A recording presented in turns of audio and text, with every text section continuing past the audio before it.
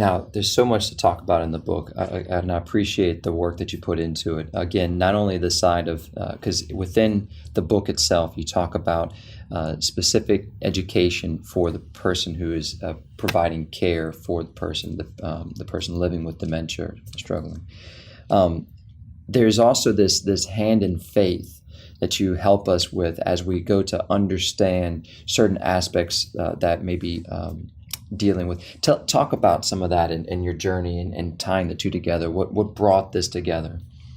So, in addition to the support group that we have at the church now, I've been leading a support group almost 5 years now for the Council on Aging in St. Tammany. Yeah. So as I'm working on the masters, as I'm saying the rosary, people are coming to the groups, and it's sponsored by the parish. So it's not a religious group. We don't pray. But people come in and they're from different parishes. I'm from St. Peter's. I'm from Mary Queen of Peace. I'm from Most Holy Trinity. And so just, we strike up a conversation about faith.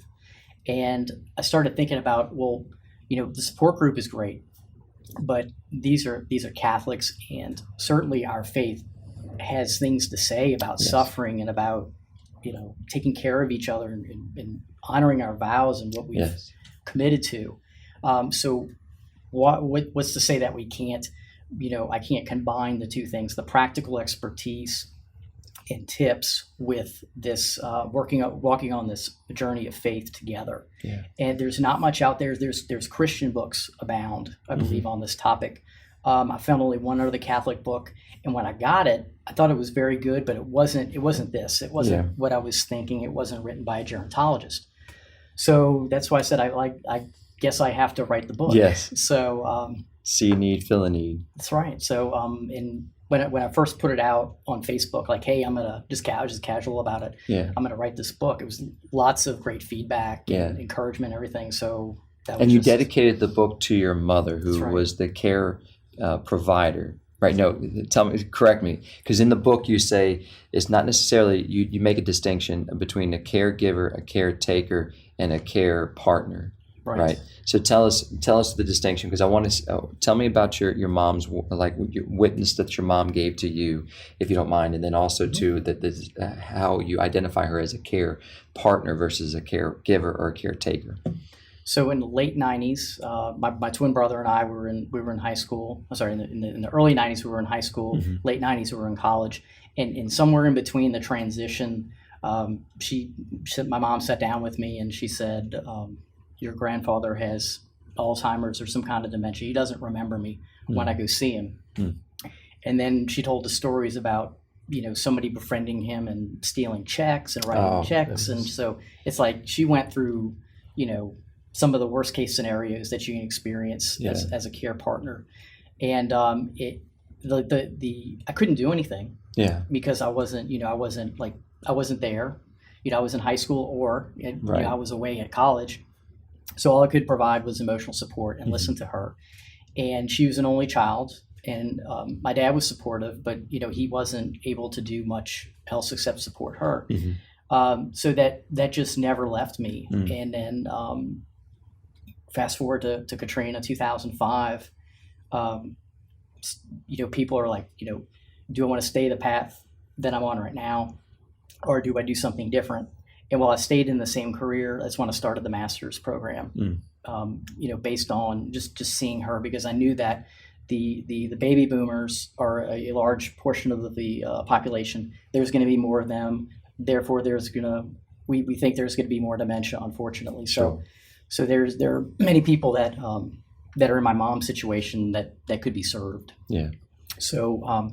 So I really saw her as a care partner, and that's really what inspired me. And I didn't coin the term, but it is out in the research literature. And I like to make the distinction between care partner and caregiver, because caregiver seems to be like a one-way relationship. Like, that's right. I'm caring for you. I mean, it's kind of like a parent. From most of the time it's a one-way relationship if you look at it in one way. Yeah. You're doing everything for the child. Yeah. Well, with dementia, you might be doing a lot for that person depending on where they are in the severity, but they're also doing things for you. Yeah. They're also you want to be open to a two-way relationship, because they're gonna be your best teacher. Yes. they're going to communicate to you, Yes. this is something I don't like. Right. This is something that brings me joy. Yeah. So when someone gets has these behavioral expressions like bath time is sometimes very difficult for the care partner trying to bathe the person with dementia. Sure. So they are showing you they don't like that, and there might be a different approach to bathing or whatever it is that should be happening. Yes. So, but it's being open, having a two-way relationship.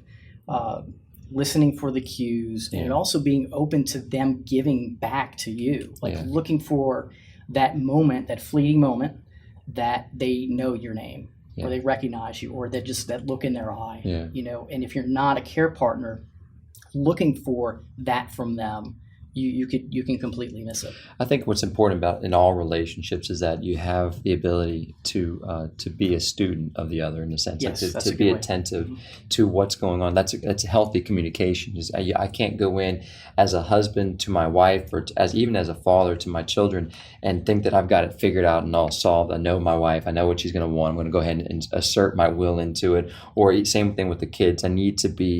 They need to be heard, right? And we were struggling one day with the kids, and I remember just kind of having a point where we were just kind of like button heads, and everything was just coming out sideways, and we were having just a bad time at the house. And I remember just kind of stopping and being like, okay, guys, we don't have time for this, but we need to we're going to the chapel. That's the only thing I could think of was we need Jesus right now. So we got in the car. It was like my ER moment, right? You don't go to the ER when you're like, it's convenient right now to go to the ER. How about that broken arm? Well, we'll wait a little bit because I don't have time. If it's an emergency, you go, right? So this was my kind of ER moment with the kids. I was struggling, trying to figure things out. And we got in the car. We drove to the Adoration Chapel. And I remember staying there for about maybe 15, 20, maybe 25 minutes. We got back in the car, and I asked the kids, I said, because we all went together, and it was kind of him and hawing, but when we got there, it was this kind of peace, right? And so we're driving home, and I said, guys, how do you feel right now? And everybody had something cool to say like that.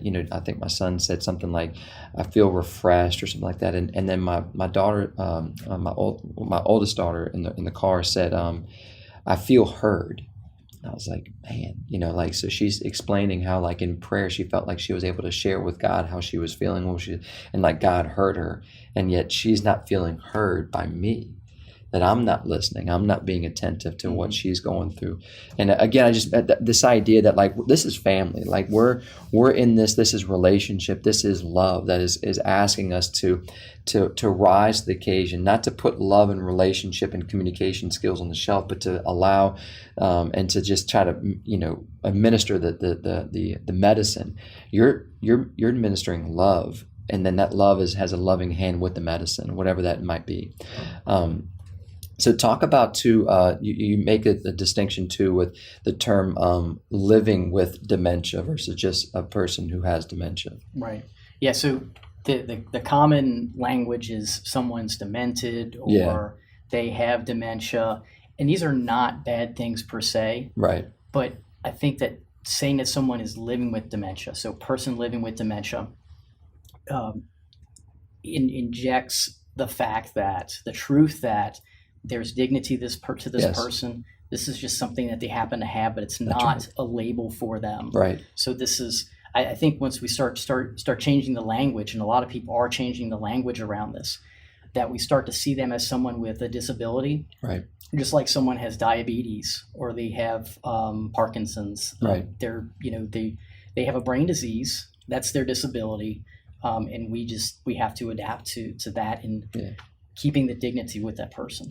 So again, this is the point that I keep circling back on, is that the idea that the person is a person, right? And the person deserves our respect and deserves dignity, to be that dignity that they have to be upheld. And so regardless of, and terminology is important, because if your loved one is going through something, living with something, they don't cease to be your loved one. That's still your loved one. And the work that we do for them, that's not just business. It's personal. It's a relationship that we're providing in that moment, because and then that they themselves, they're the person who has the disease or the illness, is at the same time calling us to rise above the challenges and to embrace love in a deeper way. Mm-hmm. Yeah. So something that makes dementia, I think, more of a challenge in seeing the dignity of the person is the fact that you'll hear somebody say in a support group, in frustration, of course, saying, "That's not my dad anymore." So when they start to have that disassociation, it's hard for them to see. So it's not out of ill will that they're doing this, but it's just something that they're trying to work through. Yeah. There's a term coined, ambiguous loss, where the person is still alive, but they're not the same person. Yeah. And it really, really messes with us and causes us to feel this way. But what I've found through the support groups is that, like, when you identify, not scientifically, not through an experiment, but when I introduce this idea of ambiguous loss, and they recognize and they say, yeah, that's I can see that sounds like something I'm going through. Once they start to identify it, they can start to get a little better at recognizing, okay, Dad is in there. It might be a fleeting moment, but that's the man who raised me. That's right. And even if he's not aware of who I am, I still owe it to him to honor him and take care of him.